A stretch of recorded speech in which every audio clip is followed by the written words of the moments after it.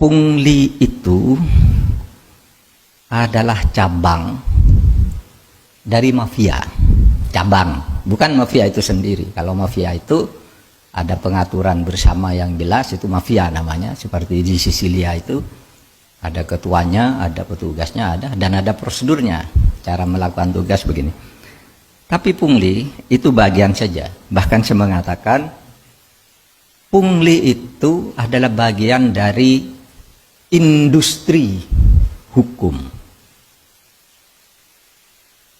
Industri hukum itu artinya hukum sebagai bahan mentah atau hukum sebagai hal yang sudah jadi diolah untuk dipermainkan. Itu namanya industri hukum. Misalnya industri hukum itu orang tidak salah dijadikan kambing hitam, dicari pasalnya, itu dicari pasalnya, ditekan sedemikian rupa, itu industri hukum. Atau orang salah dibebaskan, dicari pasalnya, ini pasalnya, kalau kamu mau ini salah loh kamu, ini pasalnya begini, tapi kamu bisa saya bebaskan, ini alibi yang bisa dibuatkan oleh aparat penegak hukum, bebas, bayar dia. Itu industri hukum. Saya pernah bercerita dan diceritain oleh sahabat saya Jaya Suprana. Katanya dia didatangi dulu nih, sekarang dan tidak ada, ya jangan takut. Dulu zaman-zaman Orde Baru masih sangat mencengkeram itu, dia didatangi oleh seseorang, Pak, mau ndak Bapak rumah yang di depan Bapak itu saya kasihkan kepada Bapak? Gimana caranya?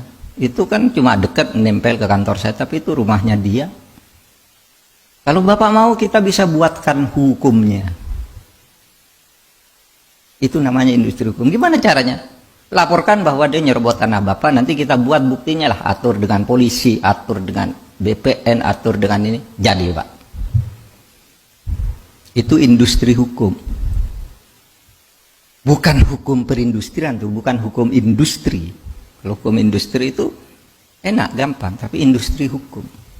Dan orang bisa punya 1000 akal untuk melakukan itu. Tanah, ini yang sekarang mafia tanah. Gila saudara. Itu yang dikritik oleh Anwar Abbas bahwa ada ketimpangan kepemilikan tanah. Itu ya betul. Tetapi itu yang legal yang disebut itu. Artinya negara memberi secara resmi cuma tidak adil. Oleh sebab itu Pak Jokowi menjawab, loh, itu kan terjadi dulu. Sekarang kita wajib melanjutkan karena sudah diberikan secara sah. Berdasar hukum, keputusan pemerintah yang diberi secara sah atau dilakukan perjanjian secara sah itu tidak bisa dibatalkan sepihak oleh negara. Nah itu yang legal saja pakai kong kali kong begitu. Ya.